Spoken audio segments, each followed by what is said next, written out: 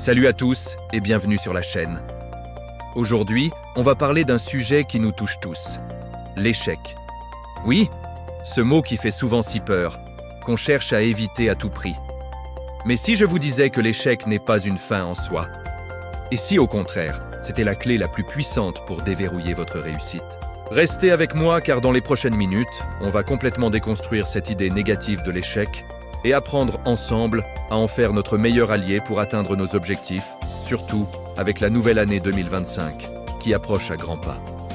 On a tous connu ça, ce projet qui tombe à l'eau, cet examen raté, cette opportunité manquée. La première réaction, c'est souvent la déception, la frustration, voire la honte. On se dit « je suis nul, je n'y arriverai jamais ». On se compare aux autres, ceux qui semblent réussir tout ce qu'ils entreprennent, et on se sent encore plus petit. C'est un cercle vicieux qui peut vraiment saper notre confiance en nous et nous paralyser.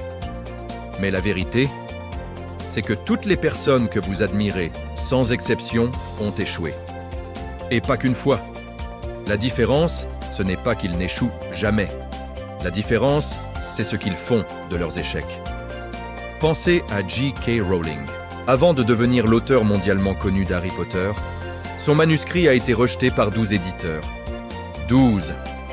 Imaginez la déception après chaque refus. Elle aurait pu abandonner, se dire que son histoire ne valait rien. Mais elle a persévéré. Chaque « non » a peut-être renforcé sa détermination. Ou pensez à Thomas Edison. On dit qu'il a tenté plus de 1000 fois avant d'inventer l'ampoule électrique. Quand un journaliste lui a demandé ce que ça faisait d'avoir échoué 1000 fois, il a répondu « Je n'ai pas échoué 1000 fois. L'ampoule est une invention en 1000 étapes. » Vous voyez la différence de perspective? Ce n'est plus un échec, c'est une étape d'apprentissage. C'est ça, le fameux mindset du succès. C'est la capacité à changer notre regard sur l'échec. Au lieu de le voir comme un mur infranchissable, il faut le voir comme un tremplin. Chaque erreur est une information précieuse. C'est une occasion unique d'apprendre ce qui ne fonctionne pas. C'est une chance d'ajuster sa stratégie, d'améliorer ses compétences, de devenir plus fort, plus résilient. L'échec n'est pas l'opposé de la réussite. Il en fait partie intégrante. C'est un passage obligé sur le chemin du succès.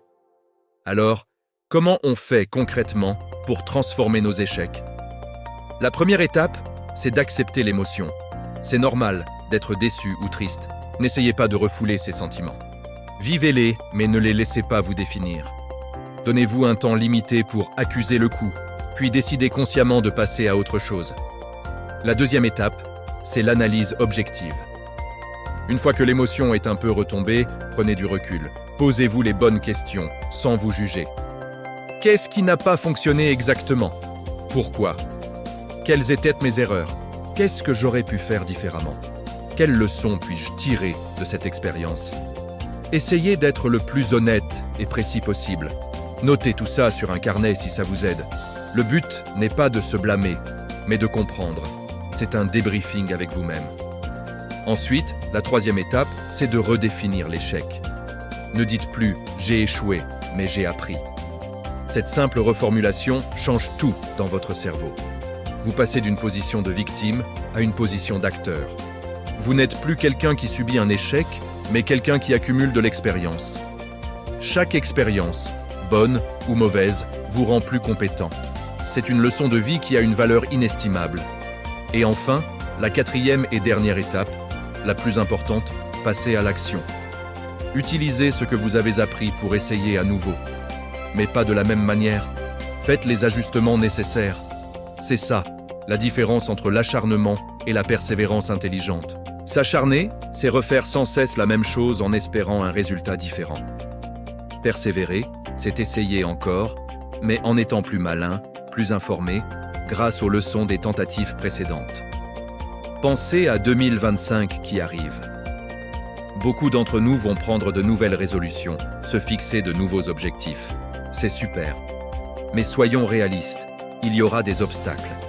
Il y aura des moments de doute, des jours où vous aurez l'impression de ne pas avancer. Il y aura des petits et des grands échecs. Et c'est là que tout va se jouer. Est-ce que vous allez abandonner au premier revers ou est-ce que vous allez utiliser ce revers comme une information pour mieux rebondir? Cette année, je vous propose un challenge. Au lieu de vous fixer comme objectif de ne pas échouer, fixez-vous comme objectif d'apprendre de chaque échec.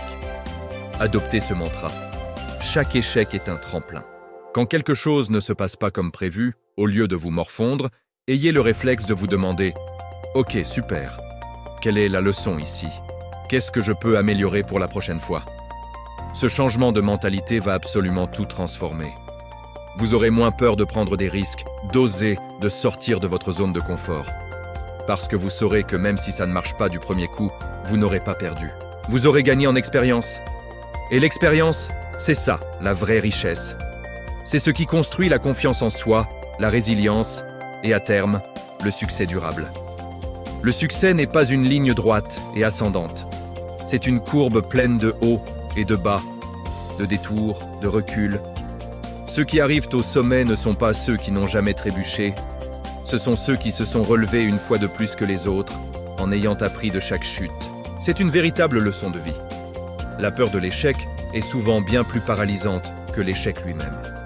Une fois que vous acceptez que l'échec fait partie du jeu, vous vous libérez d'un poids énorme et vous décuplez votre potentiel. Alors, pour résumer, acceptez l'émotion, analysez objectivement la situation, reformulez l'échec en apprentissage et passez à l'action avec cette nouvelle connaissance. C'est la boucle vertueuse du succès.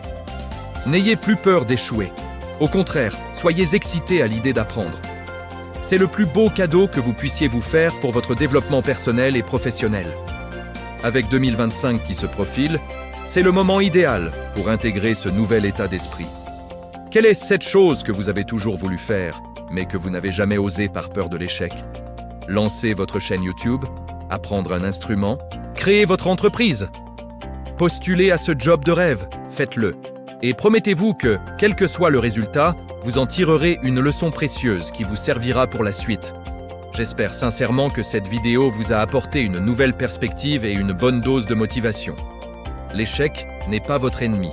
C'est votre coach personnel, parfois un peu brutal, mais toujours incroyablement efficace. Apprenez à écouter ces leçons et vous verrez que le chemin vers la réussite deviendra beaucoup plus clair.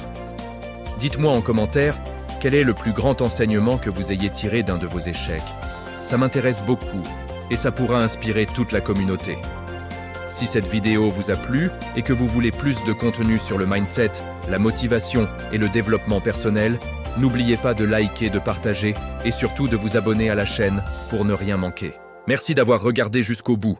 Prenez soin de vous et rappelez-vous, vos échecs sont vos futurs succès.